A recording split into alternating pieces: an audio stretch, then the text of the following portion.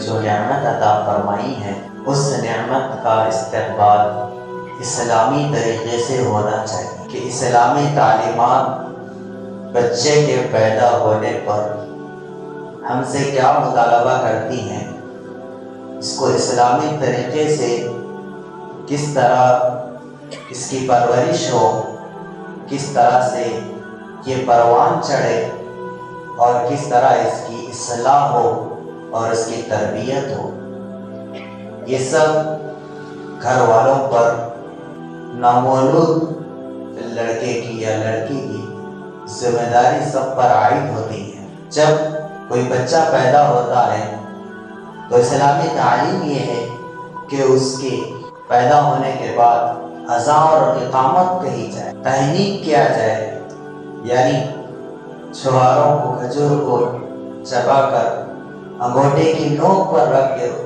بچے کی حلق کے تالوں میں اس کو لگایا جائے، اس کے ذروں کو جس میں شہد بھی ملا ہوا ہو۔ پھر اس کے بعد جب جیسے ہی بچے کے دن گزرتے چلے جائیں، جب وہ 7 دن کا ہو جائے تو پھر اسلامی تعلیم یہ ہے کہ بچہ ہے اگر لڑکا ہے تو 2 بکرے، اگر لڑکی ہے تو ایک بکرا، اس طرح بچے کا عقیقہ کیا جائے۔ عقیقہ بچے کے لیے بلاؤں سے، مصیبتوں سے، آفتوں سے حفاظت کا ذریعہ ہے۔ حدیث شریف میں آتا ہے الغلام مرتہن بعقیقتہ، بچہ اپنے عقیقے کے بدلے میں رہن ہوتا ہے، گروی رہتا ہے۔ جب اس کا عقیقہ کر دیا جاتا ہے تو گویا کہ رہن چھوڑا دیا گیا، وہ قیمت دے دی گئی جس قیمت کی وجہ سے کوئی چیز رہن میں رکھی جاتی۔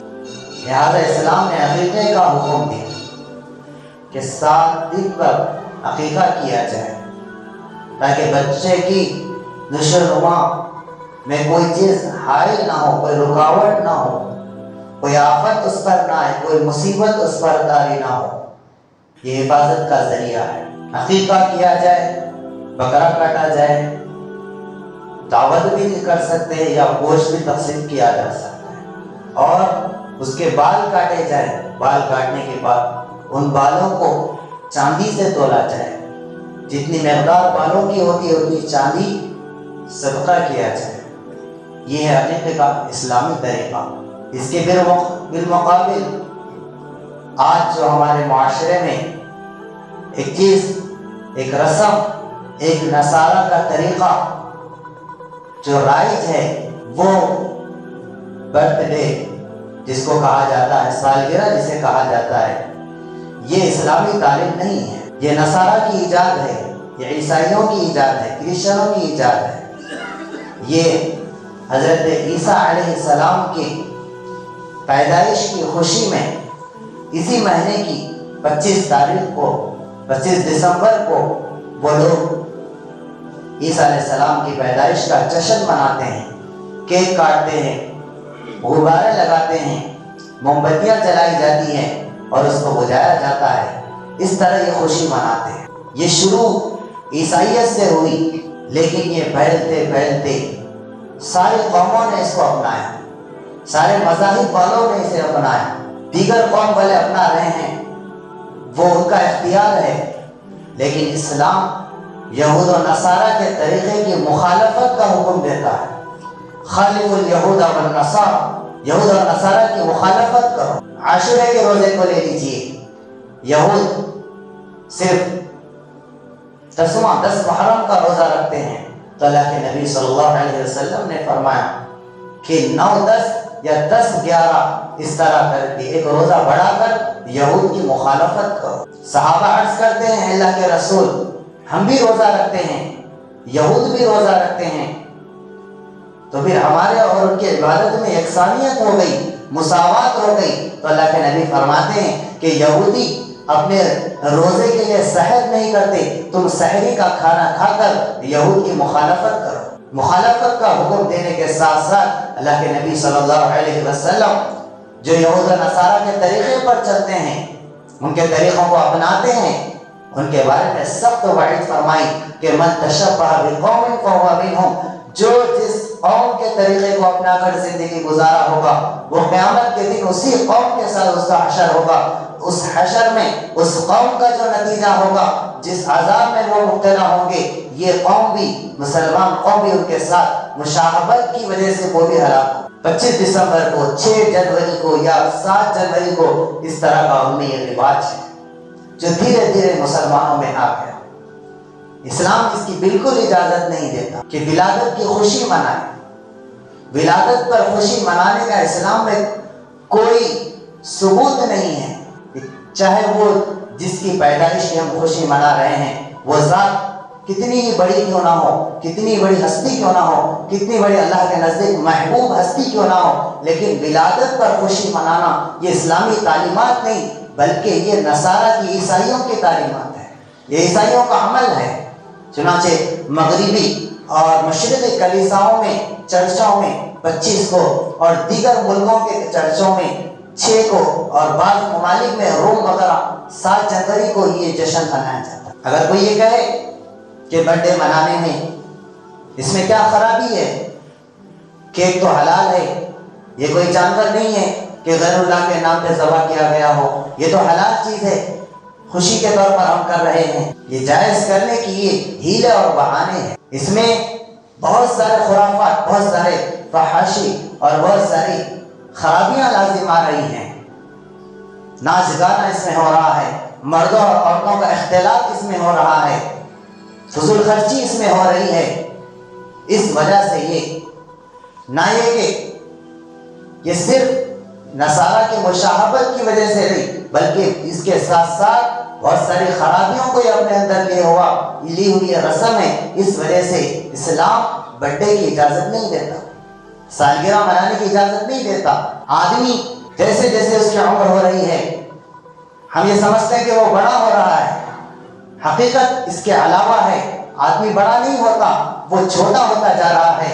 اس کی زندگی کے اگر 70 سال ہے تو 1 سال کم ہوا تو وہ 69 سال کا ہوا، 10 سال کم ہوئے تو وہ 60 سال کا ہوا۔ تو جیسے جیسے وہ موت کے قریب جا رہا ہے آدمی چھوٹا ہو رہا ہے، اس کی زندگی کم ہو رہی ہے۔ زندگی کے کم ہونے پر خوشی منانا یہ انسان کی فطرت نہیں ہے۔ آدمی اپنی عمر کو چھپاتا ہے، کیوں چھپاتا ہے؟ وہ یہ سوچتا ہے کہ میری عمر کم محسوس ہو، میں اور زندہ رہوں۔ زندگی کے گھٹنے پر، کم ہونے پر خوشی منانا یہ فطری چیز، فطرت کے خلاف ہے۔ جو لوگ یہ کرتے ہیں، خوشی کا اظہار کرتے ہیں، یہ مصنوعی خوشی ہے، یہ دکھلاوے کی خوشی ہے۔ حقیقت میں یہ خوشی نہیں ہے۔ حقیقت میں خوشی کیسی ہوگی؟ جب اللہ تعالیٰ سے بندے کی ملاقات ہوگی۔ حدیث پاک میں آتا ہے من احب لقاء اللہ یحب لقاءہ، جو اللہ کی ملاقات کا شوقین ہے اللہ بھی اس کی ملاقات کے شوقین ہے۔ جب زندگی میں رضا والے اعمال ہوں گے تب وہ اللہ کی ملاقات کا شوق رکھے گا، وہ اللہ سے ملنا چاہے گا، وہ موت کو پسند کرے۔ جتنے لوگ برتھ ڈے مناتے ہیں ایک کو پکڑ کے پوچھ لیجیے کیا وہ موت کو پسند کرتا ہے؟ تو بالکل موت کو پسند نہیں کرے گا، وہ اور زندگی کی خواہش کرے گا، کیونکہ اس کی زندگی رسم و رواج کا شکار ہوگی، گناہوں کا شکار ہوگی۔ جس کی زندگی گناہوں میں گزرے گی وہ موت سے نفرت کرے گا۔ اللہ والے موت کی تمنا کرتے تھے، کیوں تمنا کرتے تھے؟ کہ موت اللہ اور بندے کے درمیان ایک آڑ ہے، ایک حجاب ہے، ایک نور کا پردہ ہے۔ جب یہ پردہ ہٹے گا تو عاشق کی معشوق سے ملاقات ہوگی، محب کی محبوب سے ملاقات ہوگی۔ تو ہر عاشق الہی، اللہ کا ولی کامل، اللہ سے ملاقات کا شوق رکھے۔ تو برتھ ڈے منانے میں نہ صرف نصارہ کی مشابہت ہے بلکہ لایانی، فضول خرچ، فضول کام، فضول مشغلوں میں اپنے آپ کو لگانا اور فحاشی، عریانیت، یہ سر ناچ گانا، ساری چیزوں کو یہ شامل ہے جس کی اسلام میں بالکل اجازت نہیں ہے۔ اسلام کی خوبی کیا ہے؟ اللہ کے نبی صلی اللہ علیہ وسلم فرماتے ہیں من حسن اسلام المرء ترکہ ما لا یعنیہ، اسلام کی خوبی یہ ہے کہ مسلمان فضول کاموں کو اور فضول باتوں کو چھوڑ دے۔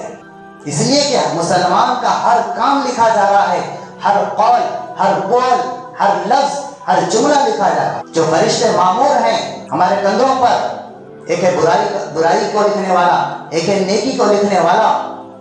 وہ صرف لکھنے والا نہیں ہے بلکہ وہ طاق میں ہے، وہ انتظار میں ہے۔ اللہ تعالیٰ فرماتے ہیں ما یلفظ من قول الا لدیہ رقیب عتید۔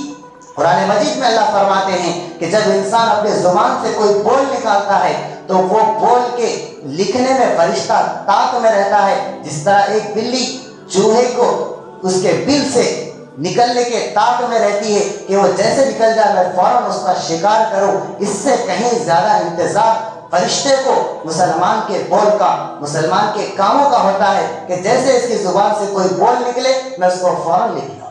پوری زندگی کے اعمال بالغ ہونے سے لے کر موت تک پوری زندگی کے اقوال باتیں لکھی جاتی ہیں، سارے رجسٹر قیامت میں پیش ہوں گے، الفاظ کو تولا جائے گا۔ یہ جو جملہ کہا تھا آپ نے، اس کا دنیاوی فائدہ تھا یا آخرت کا فائدہ تھا؟ اگر کسی جملے میں دنیا اور آخرت کا فائدہ نہ ہو تو پھر وہ وبال جان بنے گا، وہ گناہ میں شمار ہوگا۔ اگر کسی جملے سے دنیا آخرت کا کوئی فائدہ ہو تو پھر اس کا حساب نہیں ہوگا، اس کے علاوہ ہر قول کا حساب ہوگا۔ یہ جو بڑے میں جو جملے کہے جاتے ہیں happy birthday to you, ان جملوں کا بھی حساب ہوگا کہ ان جملوں سے تمہیں دنیا میں کیا فائدہ ملا، آخرت میں اس سے تمہیں کیا نیکی ملی۔ یہ جو پھوکے پھوڑے گئے، غبارے پھوڑے گئے، اس سے تمہیں کیا فائدہ ملا۔ یومئذ لتسألن یومئذ عن النعیم، ضرور ہر نعمت کے بارے میں ضرور سوال ہوگا۔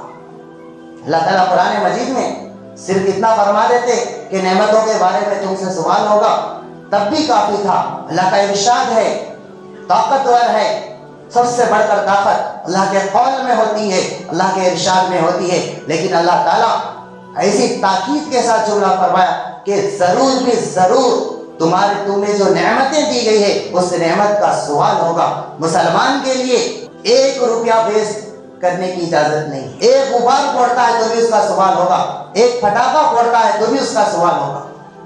اس پٹاخے کے پھوڑنے سے تمہیں کیا نیکی ملی، دنیاوی اعتبار سے کس کا بھلا ہوا، کس کو فائدہ پہنچا، یہ سوال ہو کر رہے گا۔ چاہے کون سا بھی موقع ہو، خوشی کا موقع تھا اس لیے ہم پھوڑ دیے، یہ بات چلنے والی نہیں ہے۔ خوشی کے موقع میں بھی اسلام نے رہبری کی ہے، غم کے موقع میں بھی رہبری کی ہے، ہر موڑ پر مسلمانوں کی رہبری کی گئی ہے کہ تم خوشی کو کیسے مناؤ۔ تمہیں خوشی کے لیے عقیقہ دیا گیا تھا، تم نے برتھ ڈے منا کر اس کی خوشی کو، نصارہ کی خوشی کو اپنی خوشی سمجھا، تو قیامت کے دن تمہارا حشر انہی کے ساتھ ہوگا۔ لہٰذا ضرورت اس بات کی ہے کہ ہمارے گھر میں بچہ تولد ہو یا غم کا موقع ہو، یا ہم کوئی عبادت کرنا چاہ رہے ہوں، یا ہم کوئی خیر کا کام کرنا چاہ رہے ہیں، یا دنیاوی کوئی معاملہ ہم کرنا چاہ رہے ہیں، تو سب سے پہلے ہمیں یہ دیکھنا ہوگا کہ اس میں اسلامی تعلیم کیا ہے۔ حضرت عمر خطاب رضی اللہ عنہ، عمر بن خطاب رضی اللہ عنہ بازار میں جاتے، پوچھتے کہ کیا کر رہے ہو؟